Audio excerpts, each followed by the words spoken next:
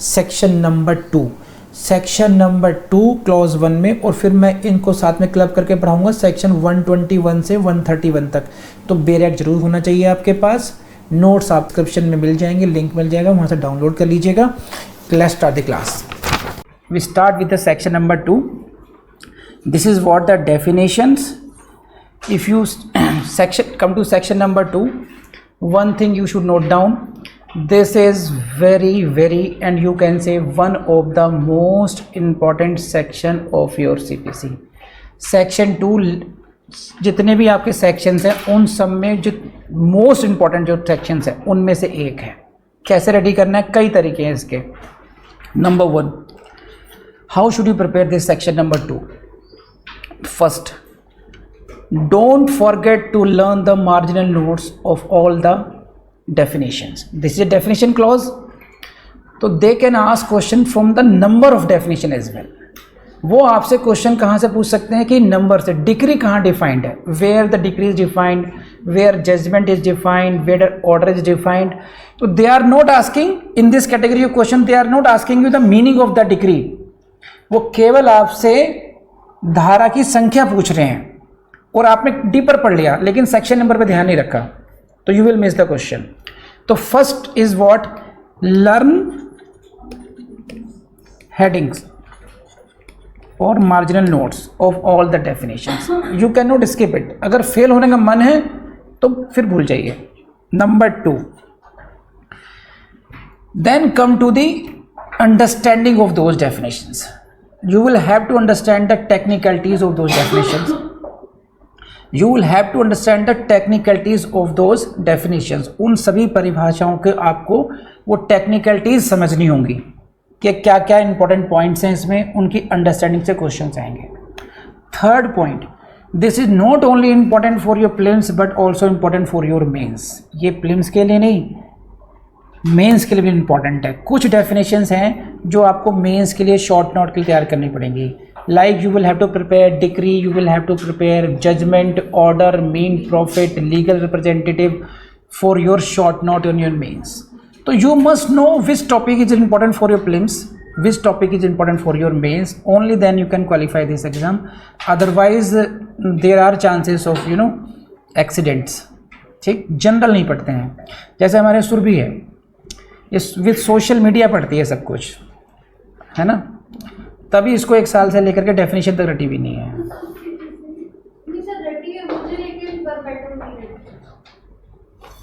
Heading में क्या verbatim, चलो कोई नहीं। So come to this section number 2, इसको पढ़िए अच्छे तरीके से। Clause 1, in this act unless there is anything repugnant in the subject or context। ये लाइन बहुत इंपॉर्टेंट है, इसको पढ़ लीजिए इस तरीके से। पहले इसी को अंडरस्टैंड करते हैं। How do we understand the bare act, bare act को कैसे समझना चाहिए। You can not skip even a single line, आप एक भी लाइन भी नहीं छोड़ सकते हैं बेरेक्ट की। एवरी वर्ड इज इंपॉर्टेंट, हर एक शब्द के अपनी एक इंपॉर्टेंस है, आप नहीं छोड़ सकते उसको इस तरीके से।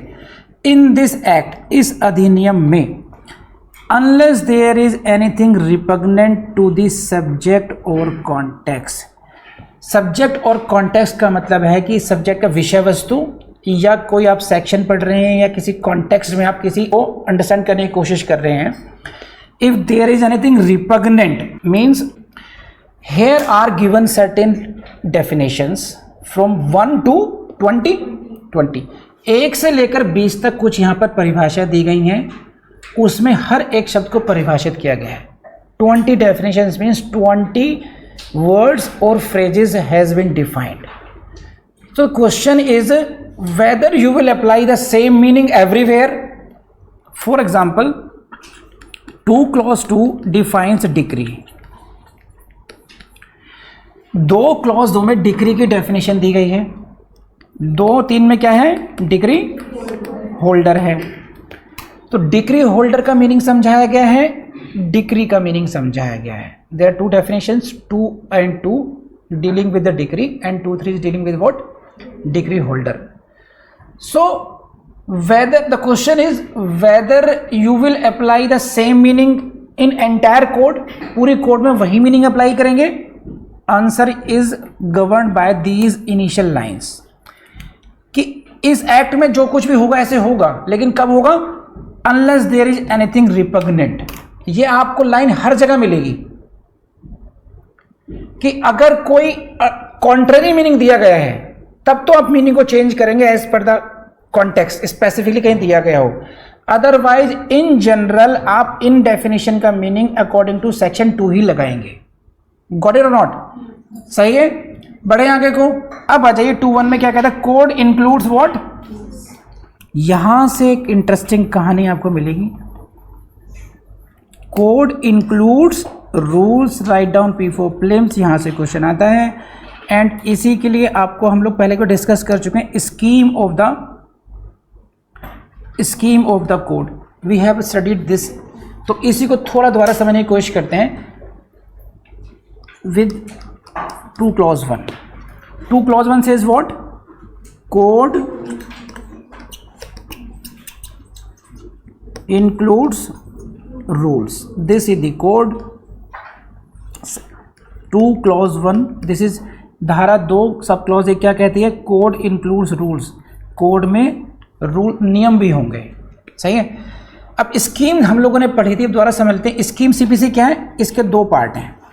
CPC can B divided into 2 parts, 2 भाग हैं इसके। Number 1 part is called code, and code means 158 sections. CPC में जो 158 धाराएं हैं इसको हम बोलते हैं कोड। और दूसरा पार्ट सीपीसी का होता है फर्स्ट शेड्यूल, प्रथम अनुसूची, जिसके अंतर्गत आते हैं orders and rules.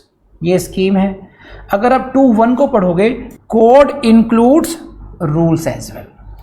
According to that कि जब आप कोड पढ़ोगे, कोड के अंतर्गत ही रूल्स को भी पढ़ के चलोगे। समझ में आता है आपको? अब यहाँ पर जो वर्ड आ रहा है रूल, क्या नाम आ रहा है? रूल, नियम। इसमें मैंने आपको ये पढ़ाया था कल कि rules can be amended by the high court.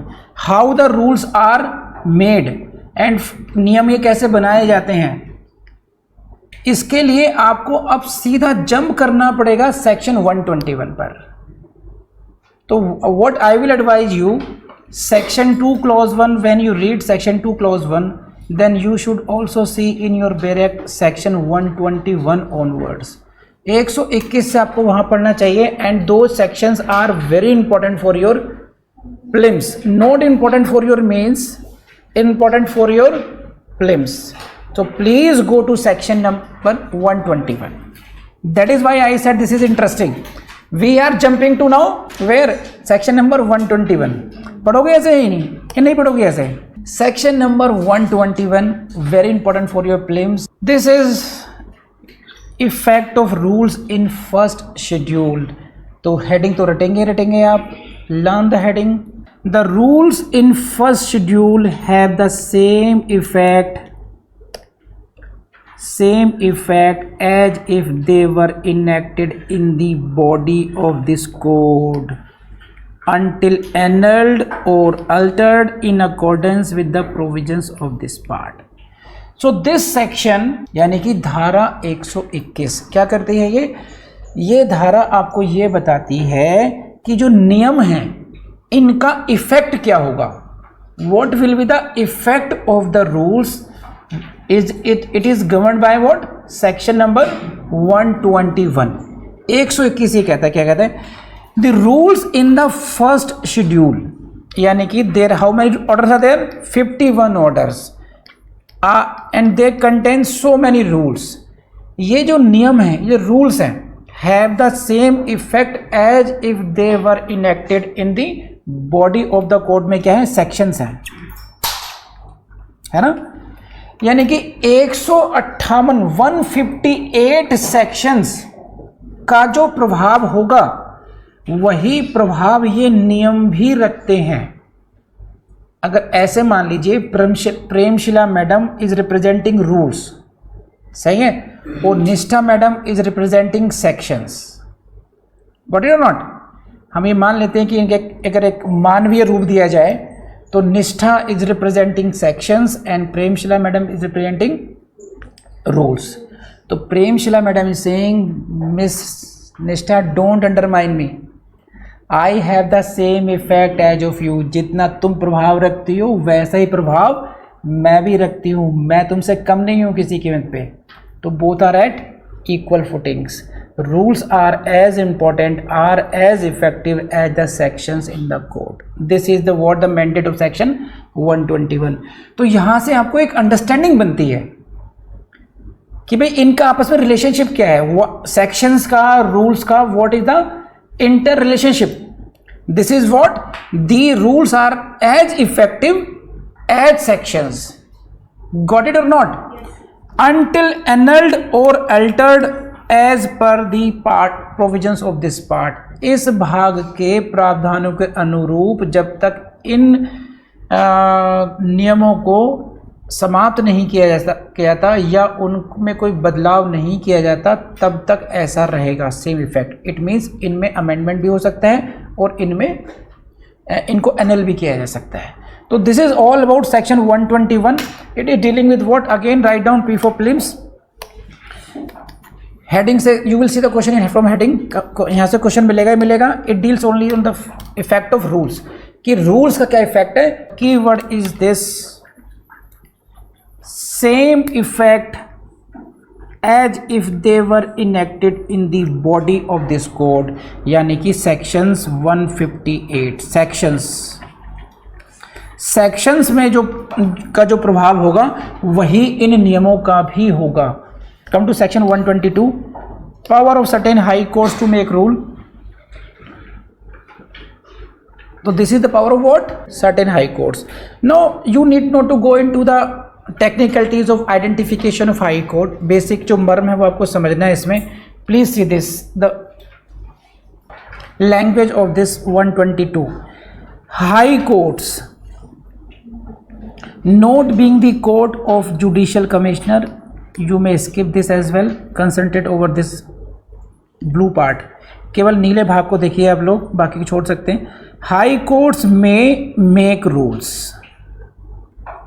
यहीं से वो बात बनती है कि वो लाइन कहाँ लिखी है।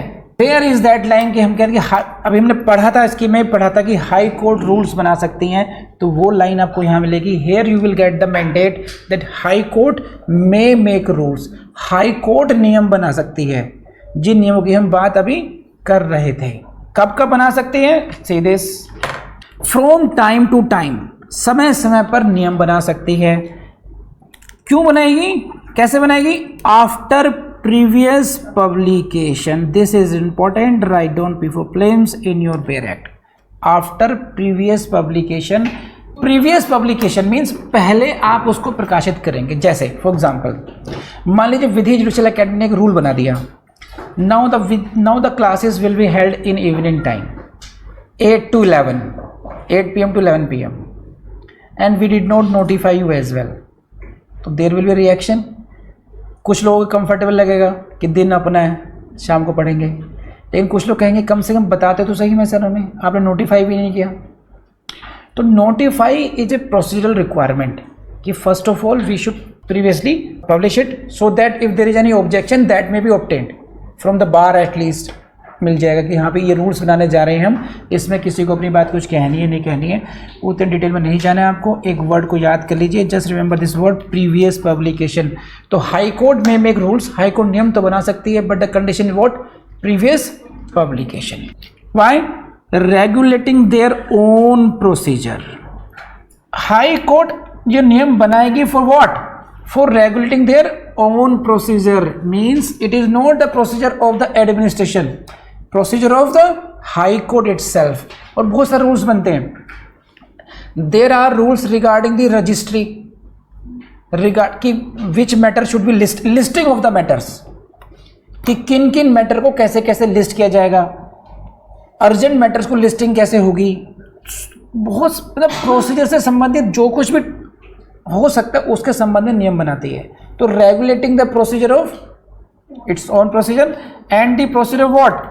Procedure of the civil courts subject to their superintendence. ऐसे सिविल कोर्ट्स जो उसके सुपरविजन में हो, सुपरिंटेंडेंट में हो, उनके प्रोसीजर को भी रेगुलेट करने के लिए regarding the timings, regarding the pronouncement of judgment, there may be so many different topics. ठीक, तो ये नियम बना सकती है। तो I concluded here like this, who has the power of making rule? High court. Why the high court will make rules? to regulate their own procedure, to regulate the procedure of the civil courts which are subordinate to it. And what is the procedure requirement? Previous publication. Which is the section? This is section number 122. तो धारा 122 है, अपने procedure को regulate करेगी, अपने अधीनस्थ न्यायालयों को रेगुलेट करेगी, और उसके लिए प्रीवियस पब्लिकेशन होना जरूरी है। ये रिक्वायरमेंट है इसकी। एंड अगेन ये तो हुआ, सी द वर्ड, ये वर्ड देखिए आप लोग, high courts may make rules. The word is what? Make rules. And in the next year, may, by doing so, may by such rules annul, alter or add to all or any of the rules in the first schedule. यहाँ इसको मैं समझा देता हूँ कि उच्च न्यायालय नियम बना सकती है, और उन नियमों के बना करके क्या कर सकती है? ये सब कुछ कर सकती है। एनल, जो एग्जिस्टिंग नियम है उसको खत्म कर सकती है। अमेंड, अल्टर मीन्स अमेंडमेंट, उसके अंदर कुछ चेंज कर सकती है। और ऐड टू, उसमें कुछ ऐड ऑन कर सकती है, उसमें कुछ सब्ट्रैक्ट किया जा सकता है, उसमें कुछ ऐड ऑन किया जा सकता है, कुछ भी, mean to say anything can be done by the high court. इसलिए कहते हैं योर लॉर्डशिप, जनाब, हुजूर आला, क्योंकि हुजूर आला के बाद में सब कुछ है। वो चाहे मैं करूँ, मैं चाहे ये करूँ वाली बात है ना, मेरी मर्जी, वही है। हाई कोर्ट के जज का मतलब है कि सुप्रीम पावर, कोई इनके पास कुछ भी तो नहीं है कंट्रोल किसी भी तरीके का, है ना। They can not be removed easily, और जैसे ही पता चल जाए कि रिमूवल इजी नहीं है, यू बिकम स्पेशल। नहीं, जैसे जिस कोर्ट में आप जाएंगे, यू विल बी सिविल जज, junior division, you will be magistrate, but you will be under superintendence of the high court concern. तो हाई कोर्ट जब चाहे बुला लेगी, इधर आओ प्रेमशिला मैडम, क्या तरीका है ये, हड़काते हो आप क्लाइंट्स को, ये कोई तरीका है आपका? जी sir, lordship, I will take care, ध्यान रखिएगा कैसे जी, है ना। लेकिन हाई कोर्ट के जज को कुछ नहीं करने वाला, कोई नहीं करता, मैं मेरी मर्जी, कर लो जो करोगे, हटा दो, हटा सकते नहीं इजीली, क्या कर लोगे मेरा। तो बहुत सारी आर्बिट्ररी पावर्स होती हैं उनके पास। और दूसरी बात, सो मोटो कॉग्निजेंस की पावर होती है, दे एंजॉय दैट पावर। किसी मुद्दे पर बुला लेंगे तुम्हें, अच्छा ये रेगुलेटरी है निष्ठा की, बुलाओ इनको, जुडिशियल साइड पे लो इनको, अब लो ACR भी खराब, सस्पेंडेड, दिस दैट। तो आई मीन टू से पावर जरूरी भी है। चलिए वहाँ से वापस आते हैं। तो यहाँ से हाई कोर्ट के पास ये तमाम शक्तियाँ हैं, पावर्स हैं, enlargement, addition, alteration of the rules कर लेंगे आप लोग। Now come to the next 123. Again factual information is there, you will see the question from here. Constitution of the rule committees in certain state, P for prelims लगाइए। यहाँ से question, heading से question आएगा आपको इसकी। एक committee to be called rule committee, which section speaks of rule committee? कौन सी सेक्शन ऐसा है, कौन सी धारा ऐसी है जो रूल कमेटी के बारे में बात करती है? This is section 123। Shall be constituted, कहाँ पर? At the town which is the usual place of sitting of the high court. Just remember which section deals with the rule making committee, this is section 123। ठीक, क्या करेगी ये? Each committee shell consist of the following persons, निम्नलिखित लोग होंगे। And कौन कौन लोग होंगे ये आपको टिप्स पे होना चाहिए। कौन कौन लोग होंगे इस कमेटी में ये आपके टिप्स में होना चाहिए। You should remember all the persons who are the part of this committee. Number 1, 3 judges of the High Court, one of whom at least has served as district judge or divisional judge for 3 years. Write down P for prelims. मैं आपको समझा देता हूँ उसको कैसे। 3 judges of the High Court, तो rule making committee में कितने हाई कोर्ट जज होने चाहिए? 3 जज होने चाहिए। Next line is very important and you may be confuse here, you need to understand that. One of whom has at least served as district judge or divisional judge for 3 years. 3 years को P for prelims लगाइए, 3 साल से। इसका मतलब क्या है? देखिए high court के जज कैसे बनते हैं, आप लोगों ने कॉन्स्टिट्यूशन में पढ़ा होगा। हाई कोर्ट के जज को जो प्रैक्टिकल है, मैं I explain you that. How can you become जज of high court? Number 1, category is of the elevation from the service. Suppose क्या, it is bound to happen, you all will become judge today or tomorrow, है ना? आप सब लोग जज बनेंगे, civil जज बनेंगे पहले, then you will be promoted to senior division, then next promotion to the additional district judge, then you will be elevated to the post of district judge. You will get the rank of district judge. You got it? And few of you will retire from the post of district judge. Few of you may be elevated to the post of high court, depending upon your performance, depending upon your reputation, depending upon your age factor. तो earliest जितना जल्दी आप selection लेंगे that is better for you. ठीक. So one category is from the district जज to high court. Second category is from the direct appointment from the advocates. जो senior advocates हैं who practice in the high court और elsewhere in supreme court, they may be selected by the president on the recommendation of the collegium to be appointed as the judge of the high court. So now you will see two categories of the high court judges. One is the direct appointees from the advocates and one category is from the serving judges. So in these three high court judges, in तीन high court judges में से at least एक high court judge ऐसा हो जो promotion से आया हो, जो डिस्ट्रिक्ट जज का रैंक पहले होल्ड कर चुका है. यानी कि दो जज ऐसे हो सकते हैं जो पहले केवल एडवोकेट थे, जो डिस्ट्रिक्ट जज नहीं रहे थे. एटलीस्ट वन जज of the high court must have holded the post of the district जज and that for how many years? For 3 years.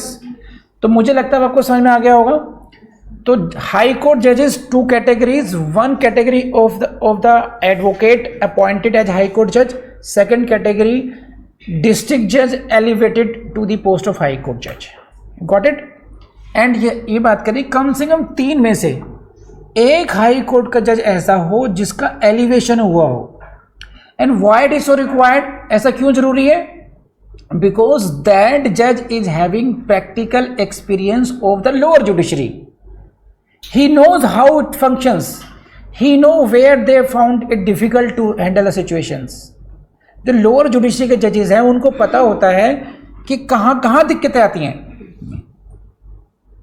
उन हाई कोर्ट जो डिस्ट्रिक्ट जज के आते हैं उनको डिस्ट्रिक्ट जजेस का अनुभव होता है, उनको ये पता होता है कि कौन से एरिया में किस किस प्रकार की परेशानियाँ आती हैं, प्रोसीजर में कहाँ कहाँ लैप्सेस हैं. तो वो अपने suggestions according to their experience दे सकते हैं. Got it not? So this is all about. तो ध्यान क्या रखना है, what is important for exam? 3 high court judges, one of them should have 3 years experience as district judge. बस इतनी सी बात याद रखिए. Next, 2 legal practitioners enrolled in that court, a judge of civil court subordinate to the high court. How many legal practitioners? Advocates. 2 वकील होंगे, एक civil जज होगा. जो अब यहां पर you see the representations. So now in that case this committee will recommend the rules. इस कमेटी की जो रिकमेंडेशंस किससे होंगी? रूल्स के लिए होंगी. तो कुछ एडवोकेट का एक्सपीरियंस ले लिया, एडवोकेट्स का एक्सपीरियंस आ गया. 2 लीगल प्रैक्टिशनर्स. एक लोअर जुडिशियल, भाई साहब आप नीचे लोअर कोर्ट में काम कर रहे हैं, आप बताओ क्या होना चाहिए? एक सिविल जज का एक्सपीरियंस आ गया. हाई कोर्ट में एडवोकेट रहे हैं जो जज बन गए, उनका एक्सपीरियंस आ गया. ऐसे सिटिंग हाई कोर्ट का एक्सपीरियंस का भी जजमेंट आ गया, के अनुभव आ गए जो पहले का भी डिस्ट्रिक्ट जज रहा है. तो in this committee you will see the stakeholders are from all the fields. There are advocates, there are lower judiciary representation, there is representation of the high courts as well. तो 3 high court जजेस, 2 advocates, 5 and 1 civil judge. So how many members are there? 6 members are there now. So this can be a question again. How many members are there in the rule making committee?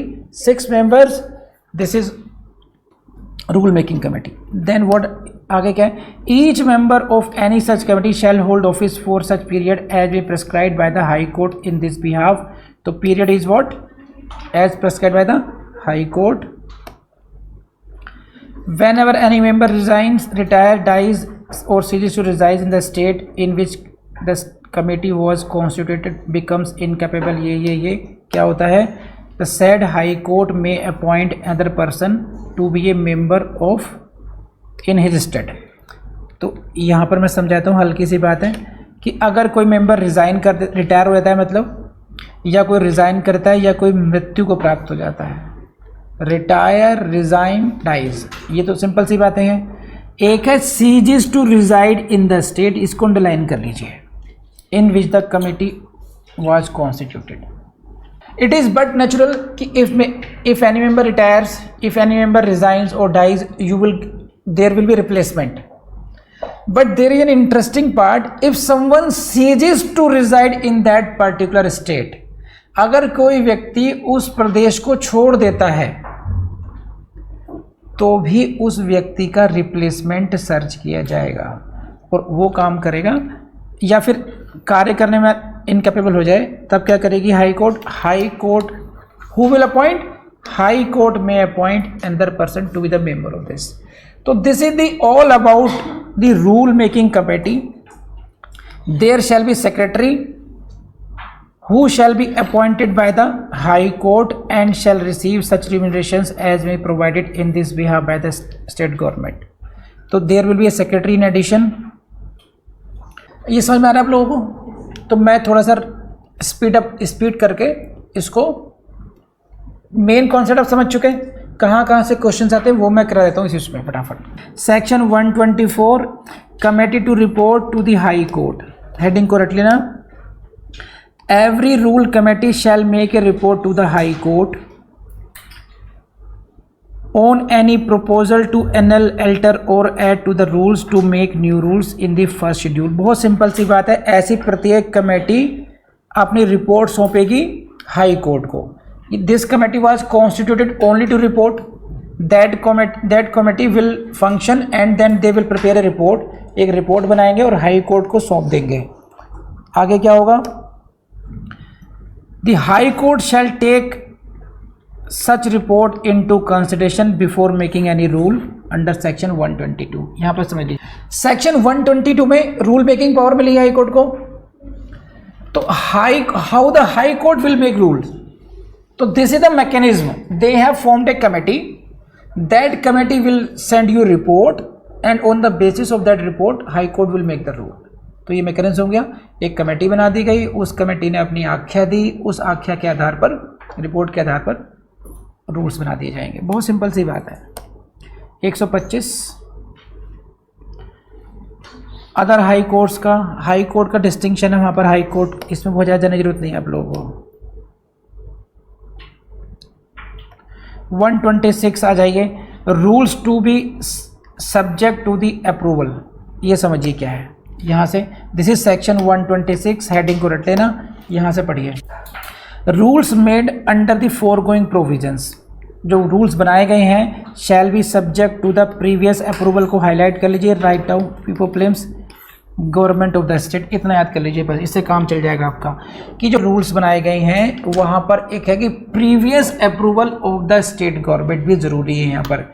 It is not as if कि high court is the will do it at his own. They will have to seek the previous approval of the government of the state. राज्य सरकार की पूर्व अनुमति लेनी होगी. और पूर्व अनुमति का जो ये बिंदु है, यहाँ से आपकी प्रारंभिक परीक्षा में प्रश्न आएगा. ठीक, गॉट इट. नेक्स्ट, जहाँ पर स्टेट गवर्नमेंट कंसर्न नहीं है वहाँ पर आएगी central government. Please mark central government. Suppose this it is related to the union territory, then in that case you will seek the previous approval of the central government. Write down prefer prelims. यहाँ से भी question पूछा जाएगा आपसे. Section 127 publication of the rules. Heading is important. Rules, read it. Rules so made and approved be published in the official gazette. Prefer prelims. So for what is the summary? I concluded like this. Number 1, High Court has the power to make rules. Second is the mechanism. High Court constitutes a committee. That committee reports to the high court and considering those reports high court may make rule and the only condition is that previous approval of the state government or central government as the case may be। जो high court है, उच्च न्यायालय है, भारत राज्य सरकार का या केंद्र सरकार की पूर्व अनुमति इसमें लेगी इसमें। और उसके बाद में क्या होगा, रूल्स बन गए। अब now what is the next procedure requirement, publish in the official gazette and then and shall have the same effect, same force and effect क्या, as if they had been contained in the first schedule। और जो rules बन गए हैं अब इनका प्रभाव कैसे होगा, इनका प्रभाव वैसे ही होगा जैसे कि वो फर्स्ट शेड्यूल में पहले से ही थे, हैड द सेम इफेक्ट। ये नहीं है कोई न्यू रूल्स बने तो इन्फीरियर हो जाएंगे। गॉट इट और नॉट? नैना मैडम समझ में आई बात? ये नहीं आई? किसको समझ में नहीं आई? Yatendra, everyone raise hand. इसको समझाने की जरूरत तो नहीं है। तो ओल्ड रूल्स हो एग्जिस्टिंग सिंस बिगिनिंग और न्यूली मेड रूल्स हो, once they are published in the official gazette all rules have the same effect and also rules have the same effect as the sections in the code। ये हम पढ़ चुके हैं। 128 matters for which rules में provide, line पढ़िएगा। such rules section 128 है ये, shall not be inconsistent with the provisions in the body of this code। ये लाइन इंपॉर्टेंट है, बस इसको हाईलाइट कर लीजिए, समझाता हूँ। देखिए कि ये जो नियम बनाए गए हैं, हाई कोर्ट ने जो नियम बनाए हैं, बना सकती है हाई कोर्ट, कोई भी रूल बना दो, कोई दिक्कत नहीं। इनका इफेक्ट भी ऐसा ही होगा जैसे सेक्शंस का है, लेकिन एक बात ध्यान रखना बस, और वो क्या है कि rules shall not be inconsistent with the sections. जो नियम बनेंगे ये धाराओं के प्रावधानों के विपरीत नहीं होने चाहिए, ठीक है। और इसका कंक्लूजन क्या निकलेगा, इफेक्ट क्या होगा, if the rules are inconsistent then sections will prevail. तो section 128 is very important in the sense it says to you that rules shall not be inconsistent with the provisions of this code. Code का मतलब है sections, 158 sections के जो provisions हैं उनके against नहीं होने चाहिए, उनसे इनकंसिस्टेंट नहीं होने चाहिए। रूल्स का प्रभाव सेम होगा लेकिन इनकंसिस्टेंट नहीं होने चाहिए। कर लेंगे आप लोग? कुछ समझाने वाली बात तो नहीं है। बाकी के पार्ट को आप छोड़ सकते हैं कि कौन कौन से मैटर पर रूल बनेंगे, वो आप स्किप कर सकते हैं। Now come to 129। इसकी भी हेडिंग से काम चल जाएगा, कुछ खास इंपॉर्टेंट है नहीं है, बस 131 में है publication of the rules, heading याद कर लीजिएगा बस। Rule shall be publish in the official gazette and shall from the date of publication or other date have the force of law। बस, जय हिंद। इससे ज़्यादा कुछ नहीं है इसमें।